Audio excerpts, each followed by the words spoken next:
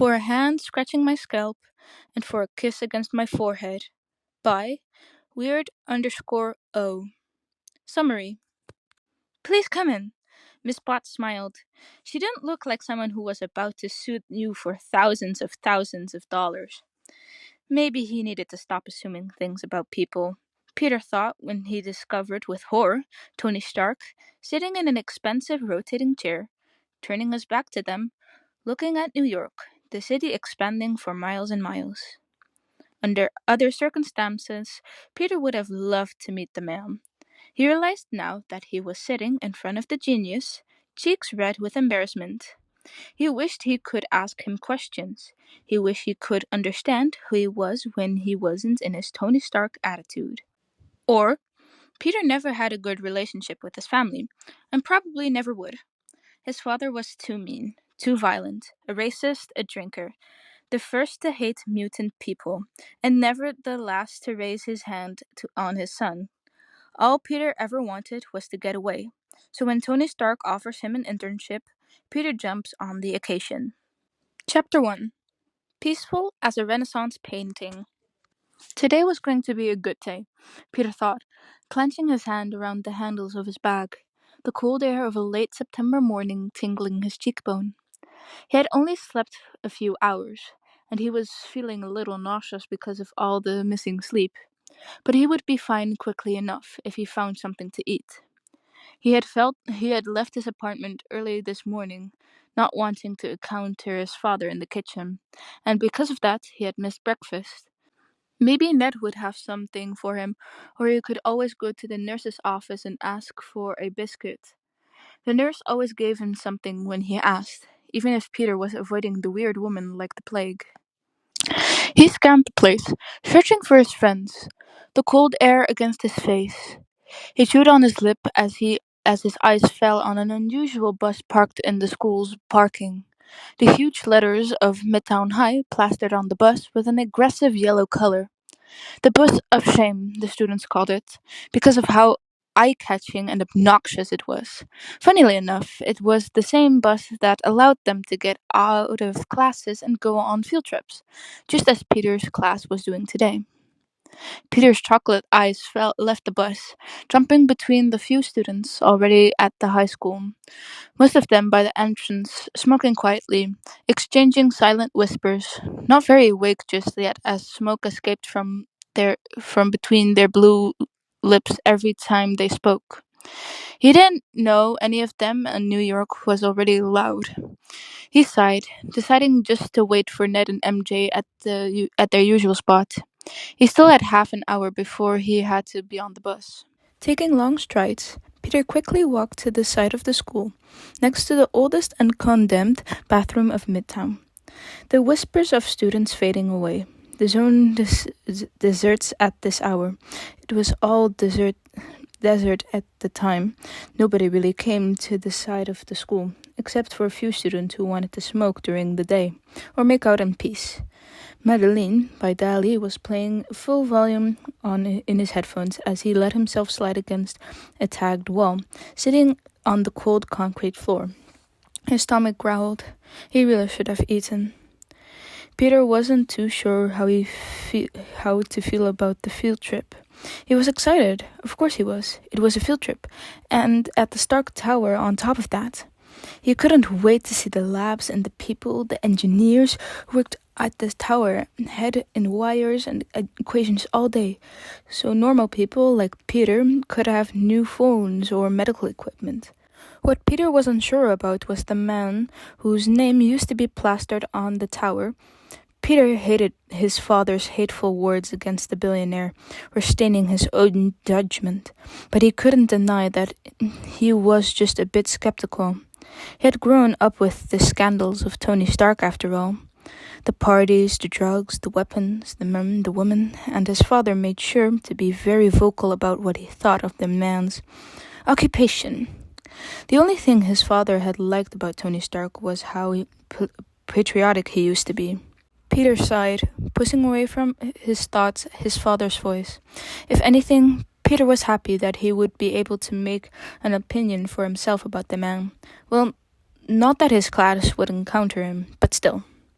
The floor vibrated underneath him. From the patterns of a familiar steps, Peter raised his head from his phone, eyes wrinkling into a smile at Ned and MJ, quickly taking his headphones off. He gave them a quick fist bump, still smiling. They had tired eyes, as they did every morning, but Ned was vibrating with excitement, a smile shaking his lips, and MJ had an easy smirk when she looked at him with her deep eyes, seeming a little more content than she usually was.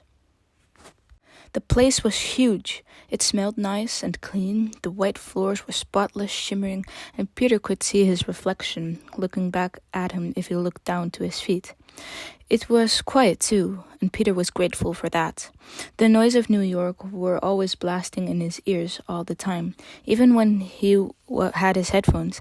But now he almost couldn't hear the cars and the yells coming from outside. People in expensive, slick suits were speed walking in the hall, equipped with cases and holographic stark pads. Peter watched them fade into hallways, his brown eyes leaving them only when the doors closed behind them. "To your right," their guide said, a young woman, probably older than them by only a few years, with short blonde hair, a black suit, and heels that were hitting the ground every time she took a step. She looked nice, in Peter's opinion. "There's a scanner for your bags. Please put your belongings, such as bags and jackets, in one of the baskets. They will go through the scanner and will be given back to you as soon as you have gone through the gateway. While you do that, I am going to give their badges to everyone. Please remember that they have to be visible all day, and they will be disabled at 4 p.m. this afternoon." Around Peter, his classmates were quietly ecstatic, shouted whispers going from lips to ears, and Peter could slowly feel their vibrating excitement get to him. Ned indefatigable next to him. Their first stop was the Avengers Museum, and his friend only seemed to lose only a bit of his excitement when he understood that Spider-Man was not a part of the exposition. "But you've worked so hard with Black Widow before, didn't you?" Peter hummed a little at his friend's whisper. "I did, but Spider-Man is not a part of the Avengers. He's not going to be there." His friend let out a disappointed sigh as MJ looked at him from the corner of her black eyes. He shot her a quick, sheepish smile before going back to reading the card presentation of Captain America. He could never really tell what the girl was thinking. The visit was interesting, and everything was great, from the employees to the food, from the activities to his classmates. Even Flash had been quietly absorbed with mostly left him alone. Peter pressed his lips, rolling his shoulders, trying to get rid of the uneasy feeling that had been following him since he ate lunch. It was something bad. He could feel it. He wasn't really in danger, but it was making him uncomfortable, making his body tense and his spine shiver in a way it always did when something big was about to happen. Not necessarily bad, just something that would have a huge impact in the long run. Their guide clapped her hands, making Peter jump at the noise. Flash laughed. The noise choked behind his hand. "This is Dr. Phyllis," the woman presented, inviting next to her an ugly man of late middle age who was wearing a long white blouse with his hands deep in his pockets and the beginning of baldness on top of his forehead. He looked like the perfect cliché of a scientist. It almost made Peter frown. "He's going to explain his work quickly, and then we'll have a surprise activity." "Hello, everybody," the man started, looking at the students from underneath his glasses. Peter wasn't sure if the man really looked at them or if he acted like he did. "I'm Dr. Phyllis. I've worked at Stark Industries for a little more than 14 years, and I am a part of the group of the main scientists of the RHR department, which stands for Robotic and Human Research, and is one of the multiple departments of the R&D. Basically, our job is to mix humans and mechanics the best we can do, especially in situations where the human body needs technology to keep going. The better example is our boss himself, Tony Stark, as we all know that the reactor in his chest keeps him alive. Peter was uneasy. He wanted this trip to be done so he could go back to school, take his suit out of his locker, and go swinging between buildings. Maybe find a mugger or two, and then go back to his house and sleep. We have an activity for all of you. You will, by pairs of two, build a smaller and simplified version of an arm prosthesis. Peter smacked his lips in annoyance, turning to Ned and MJ. You guys go together. I'll be all right alone. You sure? Yep, I'll just take the desk next to yours. All right. What they gave them was a pale excuse of a prosthesis. All the mechanisms were already in place, and all they had to do was connect a few wires, solder together some thin metal plate. Peter knew that it was a field trip. They wouldn't give them the real work, but he couldn't help but be disappointed when sitting before him was a toy version of a child's arm prosthesis. He sighed, slumped into his desk, absently rolling a leftover metallic wire between his fingers. He was bored. Mr. Phyllis had barely given him any attention when he saw him working, deciding that Peter didn't need him nor his help, and his teachers were too busy trying to build the said prosthesis to give him something to do. He got up, murmuring to the guide that he was going to the bathroom. The woman smiled at him, lashes thickened by mascara blinking, had lifted from her Stark pad for the first time since the beginning of the activity before telling him to turn right, then left, then he would find the bathroom. Except he didn't find the bathroom, which didn't really matter because he hadn't needed to go anyway. There was a large lab in front of him, empty and quiet. Nobody was there, but the place looked like it was used. There were blouses on the back of the chairs, papers on the desks, wires on the floor. On a whiteboard, an unfinished equation. His eyes jumped on the letters, the numbers, and after a second, Peter grabbed a pen, hoping it was still full of ink. A low and muffled noise outside of his room made Peter jump awake, sucking in a difficult breath as he gripped his cover. His father was knocking against the wood of his door loudly. Peter let out a hissed sigh, curling back into the bed. He almost jumped off. "What?" he cried out from underneath his covers, the thick fabric covering his whole face as he tried to muffle the noises of the knocking. His father had this bad habit to keep knocking on the door until Peter opened it, and he refused to stop under any other circumstances.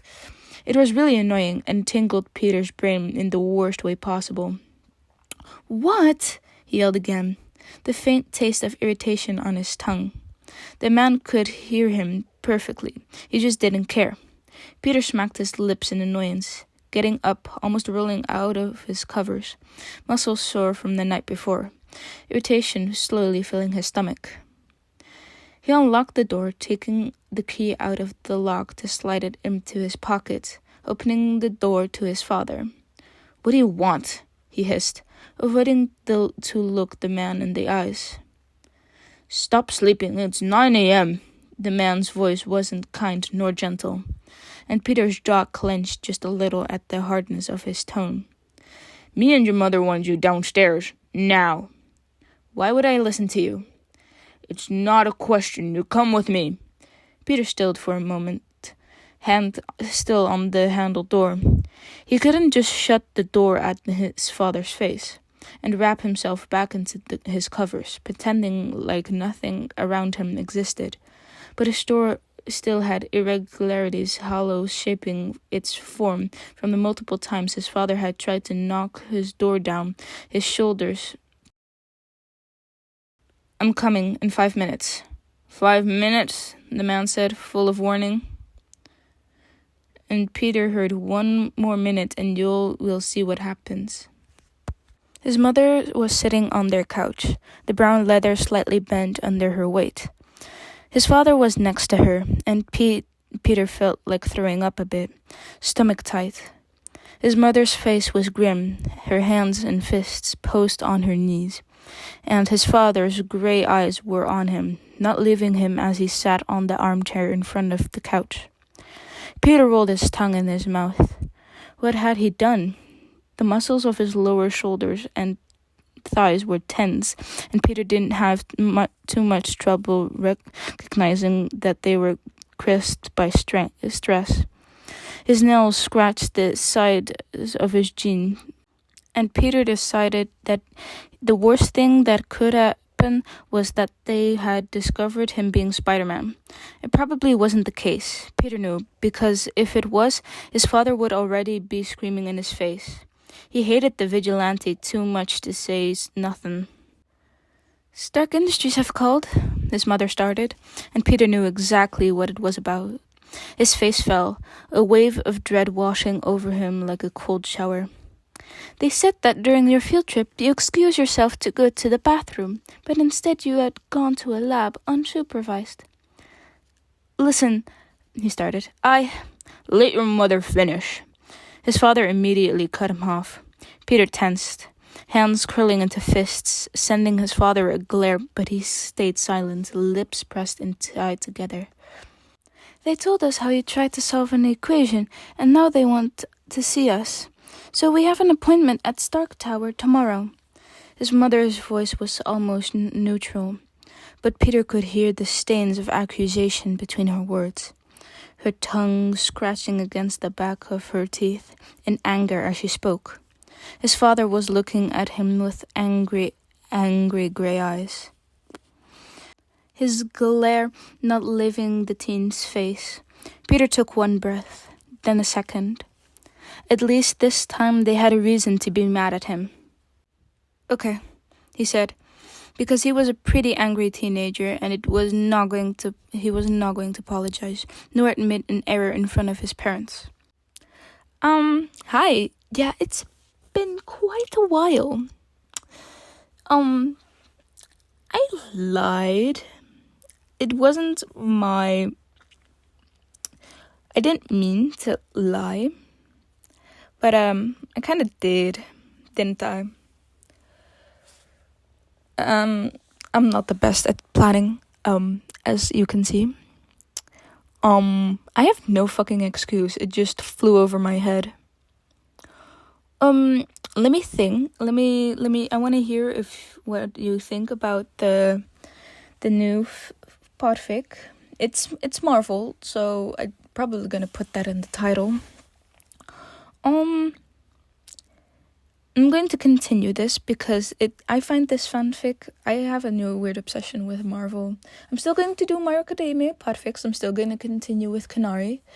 But I'm going to try and do 2 podfics in a day so that I can upload 2 a week instead of once a week.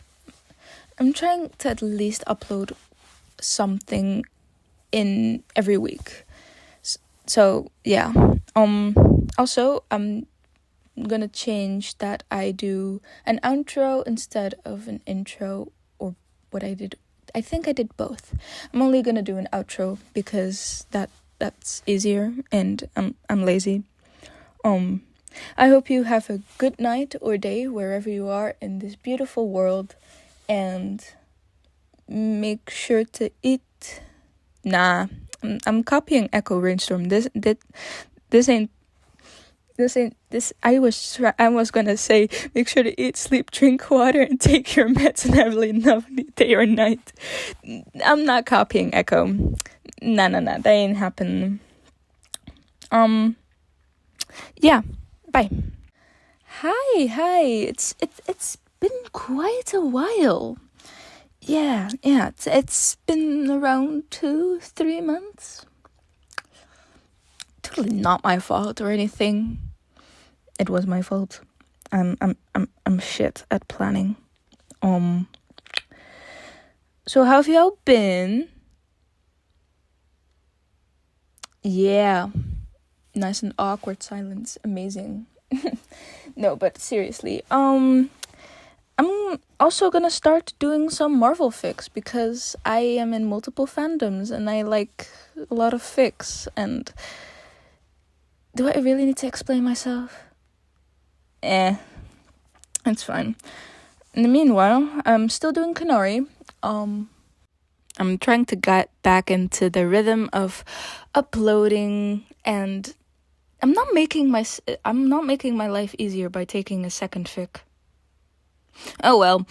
I'm going to try, keyword try, to upload at least twice a week.